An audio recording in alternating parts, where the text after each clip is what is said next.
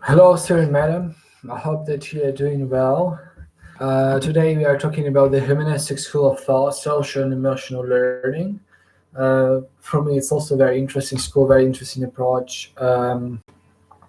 So, a second school of thought offered here to explain how we learn in the full, how we should teach, comes from humanistic education, social psychology. Human-intent education should be based upon the needs and interests of learners. After all, needs and interests are what drive or motivate us. Moreover, they want education to be based on the needs and interests of individual learners. Thus, education should be as personal as possible. Social psychologists want us to recognize the importance of social interactions and social influences on behavior, including learning. Said another way, the humanistic school urges that we teach according to the interests and needs of children, and furthermore, that we create healthy social and emotional classroom environments characterized by acceptance and respect. So, what are the beliefs of the humanistic school? First of all, the school curriculum should provide for both the needs and interests of kids.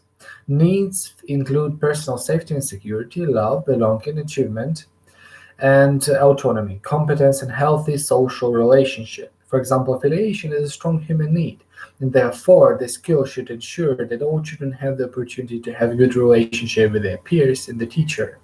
With regard to their interests, among other things, children are interested in their environment and should have the opportunity to learn in and from it. Secondly, the learning should be individualized and personalized. It should be self rather than teacher directed.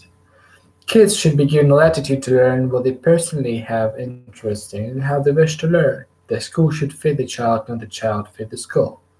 Then, learners should not only regulate what and how they learn, but also be responsible for evaluating themselves and their progress.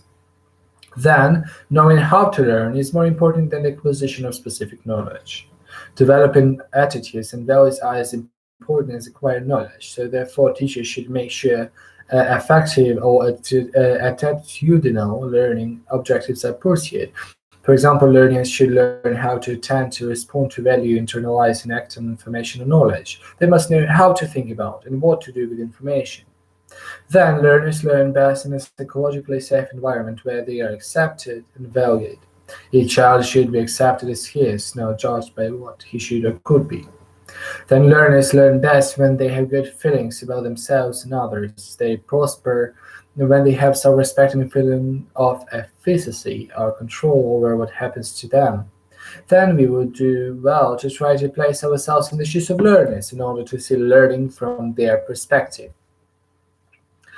Some examples of humanistic teaching and learning are presented later.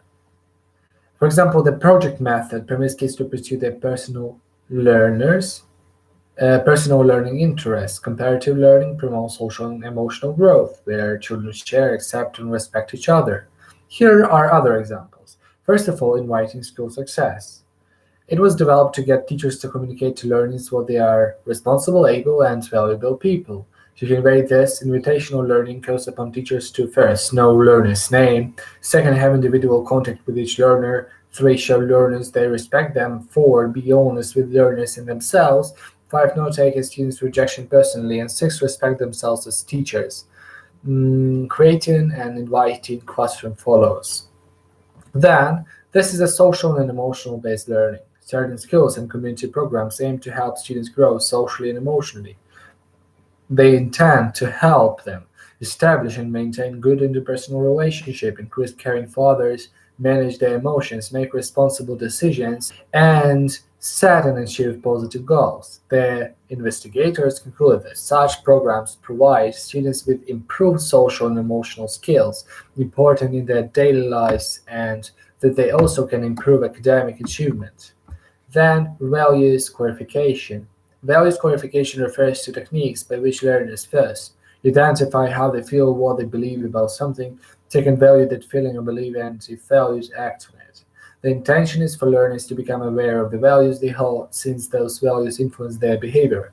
Then they consider the legitimacy or goodness of what they value. For example, learners could be asked to what extent they control.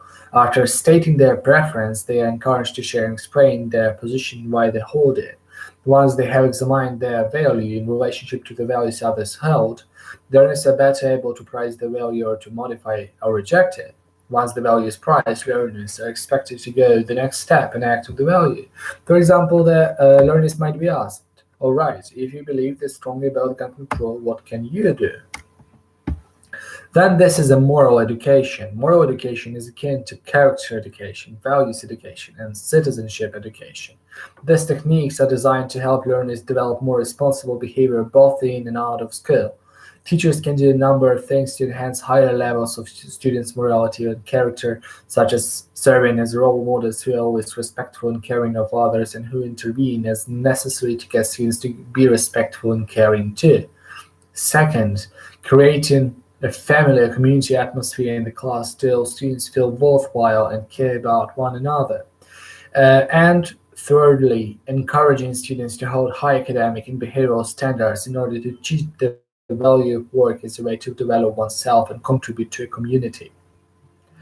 And the last one is the multi-ethnic education. Multi-ethnic education refers to educational practices that encourage learners to revere their roots and culture, ideas, customs, skills, arts, and so forth, and to reverse the culture and diversity of others. Proponents want learners to see the advantages of our pluralistic society. Related educational practices include helping learners become aware of the various contributions of ethnic or national groups to a nation's development and well-being, encouraging learners to find out more about their own ethnic and cultural backgrounds.